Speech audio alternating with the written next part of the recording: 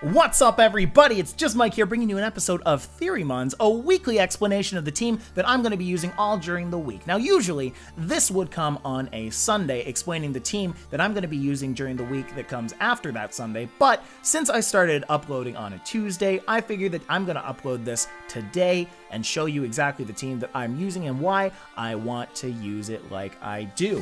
Okay, so we're going to go all down the list and we're going to explain all these Pokemon, but first, I want to tell you about the name, Heatran level 96. Why is it called Heatran level 96? Well, at level 96, Heatran learns a certain thing called Magma Storm. Now, I absolutely love this attack just because it traps and damages the target for 4 to 5 turns. It has 100 power, but the only downside is that it has 75% accuracy, so it only hits 3 out of every 4 times. If you want an attack that does a little bit less damage but hits all the time, then you want to use a flamethrower or a lava plume.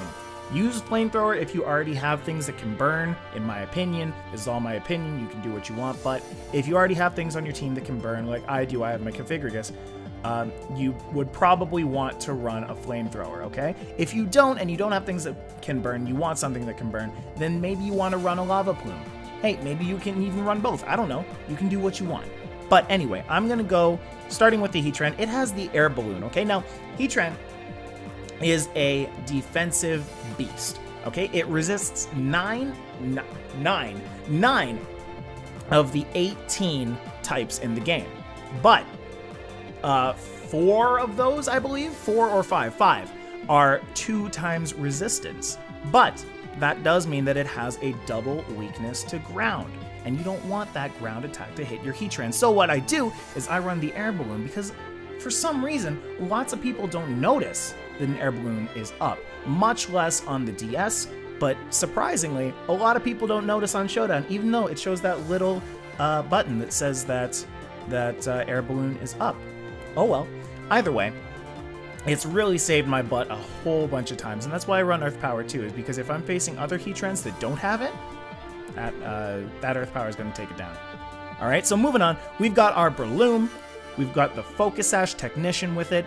That's just because I want to get the Spore off with the Focus Sash. If a flying attack, which is the only thing that Breloom is 4 times weak against, excuse me, then it'll bring it down to 1. The Spore's going to go off, I'm going to put it to sleep, and then I can do whatever I want. I like to run Rock Tomb on this. Now, not a lot of people run Rock Tomb on their Brelooms, but the thing about Breloom is it's fast, but not the fastest thing in the world. But once you get a Rock Tomb off, it can outspeed just about anything that you want to throw at it, okay? So that's why I like to run my Breloom. We're going to go all the way down to Mega Scizor, who hasn't really had much of an appearance yet, but the thing that I like about Scizor, I used to run a Fortress on this, but I found that it wasn't really putting in as much work.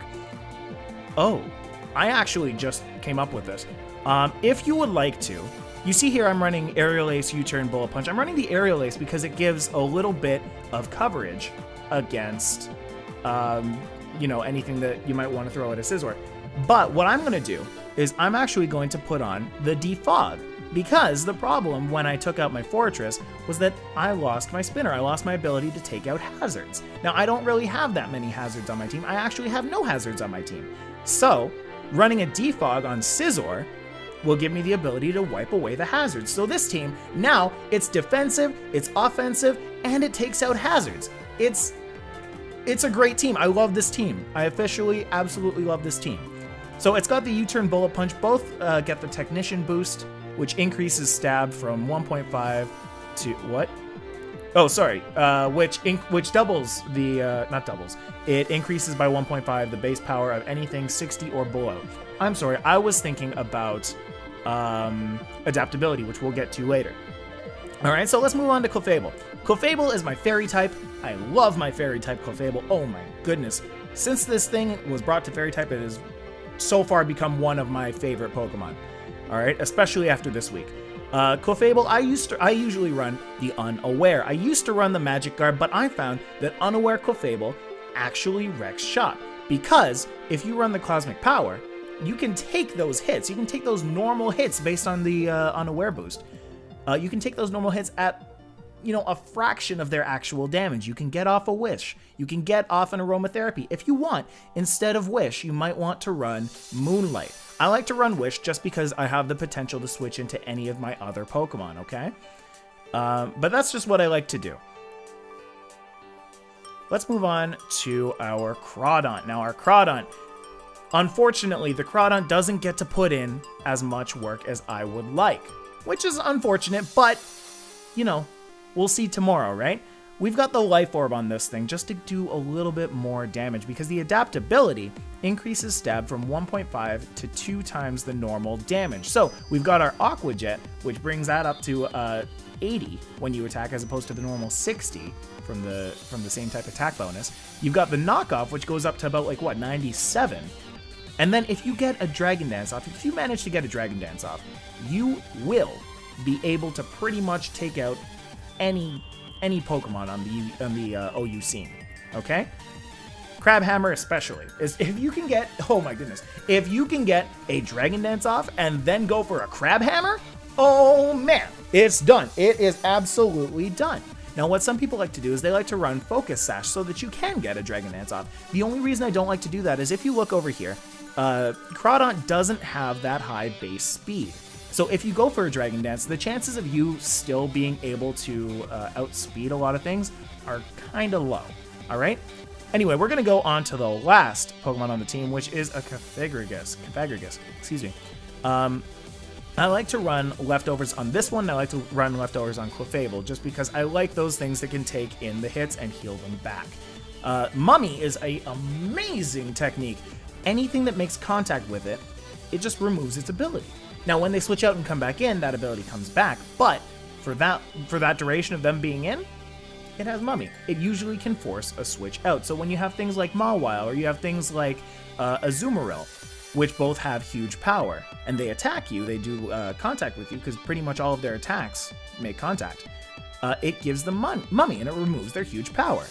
And huge power is probably one of the biggest threats among the physical sweepers, right? So from there, I have the Will-O-Wisp, so I can burn them.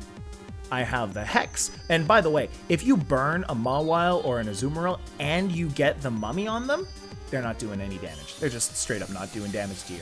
All right, so I've got the Hex. Now, before when I had the Fortress up with the Toxic Spikes, if you threw Toxic Spikes down and things came in and got poisoned, that's free Hex right there, because Hex doubles the damage if your opponent has a status ailment.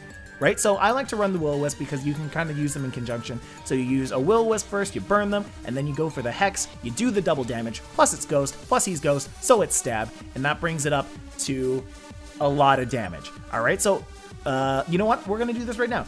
65, 195. So that brings Hex, which is base power 65, to a power of 195. Can you imagine that? I can't.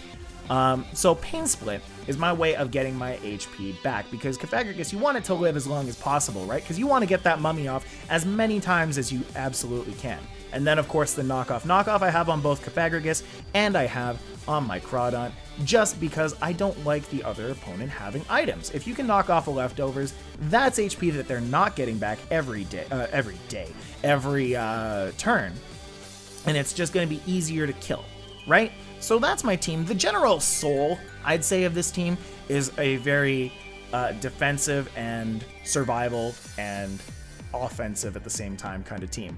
It can take off the, well, now it can take off the hazards. It can trick people into switching in so that you go for the Magma Storm. Now, not a lot of people run Magma Storm, so if you actually manage to get that off, which I actually managed to do quite often, I'm pretty proud of myself, then they're kind of forced into dealing with your Heatran with something that they might not want to deal with it with. That's why I like to lead with Heatran. If anything, I would say lead with Heatran or Cofagrigus. If the situation calls for it, you might want to use Clefable or even Mega Scizor, but not always Mega Scizor. All right, so that is going to be my team. I don't believe I have anything more to say about it.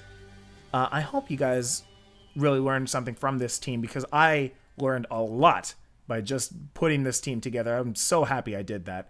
You guys have yourselves a great day. Keep doing your thing, and I'll be still just Mike. I'll see you tomorrow.